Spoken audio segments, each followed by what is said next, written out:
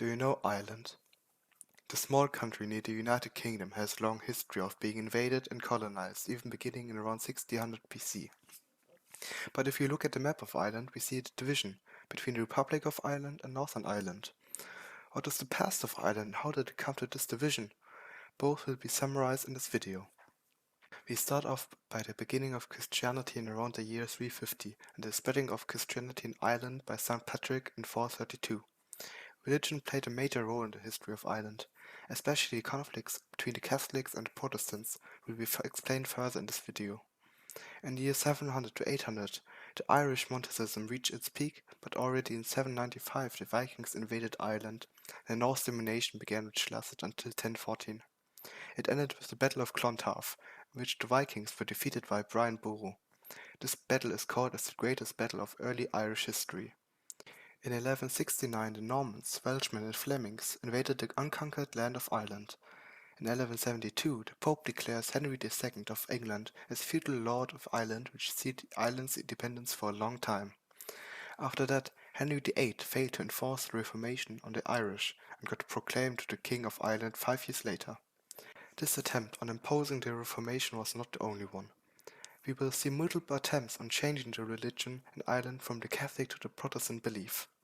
With the reign of Elizabeth I and the plantation policy, the leading Ulster family of Irish and other Irish Catholic landowners were exiled and replaced by Protestant English and Scottish landowners. This was also called the Plantation of Ulster. The next chapter in this video will be the Battle of Boyne.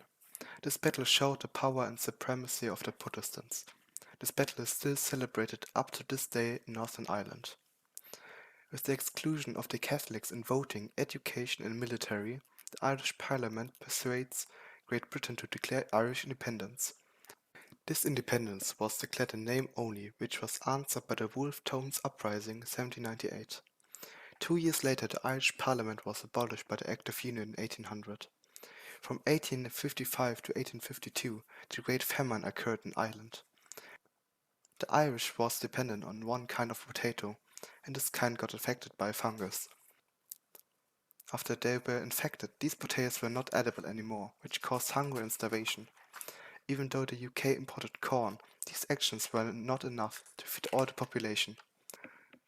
In addition, to this time the laissez-faire approach dominated the politics of the United Kingdom. This approach included minimal involvement by the government in market economy. This idea of how the market economy should be handled and the excuse that this famine was a punishment by God, the Irish were left alone to starve. But again, we should divide between the situation of the Catholics and the Protestants in Ireland. The United Kingdom opened soup kitchens for the Protestants to feed them. But ultimately, the farmers were not able to pay the rent for their lands, because of the failed harvest, resulting in many losing their houses. In total, the population decreased by 1/4. About 1 million Irish died, while 2 million emigrated to other countries. In the time span between 1850 and 1900, numerous movements against the British rule were founded. In order to finally achieve independence, the Irish Republican Army, short IRA, tried to force the British government to negotiate during the Easter Rising and the Anglo-Irish War. The Easter Rising was the first major revolt against the British rule since the Act of Union in 1800, and is considered as the first step into Ireland becoming a full republic. After the Anglo-Irish War, Ireland was divided into the Irish Free State and Northern Ireland. In the year 1949, Ireland becomes a full republic while Northern Ireland still belongs to the UK. In 1968 and 1969, there were rioting between Protestants and Catholics, in which British troops called in. The Provisional IRA, a subgroup of the IRA, therefore started a campaign to expel these troops from Ireland. Now a time called the Troubles begin. This era describes the tense situation in Northern Ireland because of the territorial conflict between Republican and Unionists.